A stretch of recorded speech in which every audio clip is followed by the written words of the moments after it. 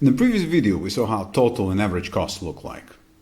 But the behavior of both total and average costs are underpinned by a third and a crucial category of costs, which we call marginal costs. This video is about the marginal costs. We'll also talk about how they are, why and how they are important for profit maximization. So let's focus on how we define marginal costs first. We define them as the change in total costs when we change the output by 1 unit. Notice that we have seen marginal variables before. When we talked about the marginal rate of substitution, we discussed how you want to trade 1 unit of a certain good for another good. Then we talked about the marginal rate of technical transformation, the rate at which you can physically transform 1 unit of a certain resource to stick to a certain feasibility constraint. And finally, we talked about marginal product, the increase in the total product when we change the factors used in its production by just a unit. Remember how the marginal product was the slope of the production function? Well, it's very similar with the marginal costs.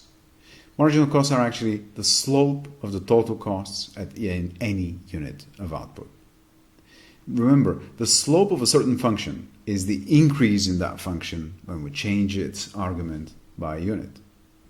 So let's take the slope at 20 units of output, at 20 cars. If you zoom in onto point A, you will see that moving from 20 to 21 cars increases our total cost by 2,200. Well, if the increase in our total costs is 2,200, then our marginal costs at that level of output are also 2,200. So let's plot that number, 2,200, on the lower panel together with the average costs. And let's keep estimating the rate of change in our total costs, which will give us our marginal costs. Take, for example, the increase in our total costs at higher level of output. Let's look at 60, for example. At 60 cars, the increase in our total costs is 4,600. As this is higher than the average costs at 60 cars, we plot it above the average cost line. We call it point D. If we connect the dots for all the units of output, we will see a completely new curve. This curve will correspond to the increase in total costs at each unit of output. We call this curve the marginal cost curve and indicate it with MC. There is one fun fact about the marginal cost curve. It crosses the average cost curve at the minimum of average cost curve. Well, this is interesting as it appears that the behavior of the marginal cost curve is not entirely random and determines the behavior of other costs. And this is why it's so important to understand the marginal costs. Another fun fact is that the marginal cost curve crosses the isoprofit curve at the minimum of the isoprofit curve. We'll show why during the seminars this week. But going beyond the fun facts, marginal costs turn out to be crucial determinants of profit maximizing behavior at the firm level.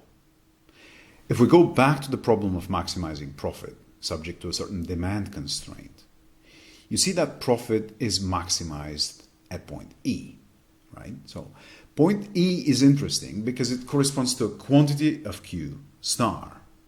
Now, it turns out that this quantity Q star is where marginal costs cross another marginal function, the function of marginal revenues. So when the firm maximizes its profit subject to a certain demand constraint, the result is that the optimal quantity Q star is where marginal revenues equal marginal costs. Interesting. So what we've seen in this video is that through its impact on marginal costs, the firm can expand its profits. However, we also assume that the demand constraint remains unchanged. Now, in the next video, we'll see how the firm can expand it's demand constrained, so that bigger profits become feasible. The answer lies in what we call the price elasticity of demand. It comes next.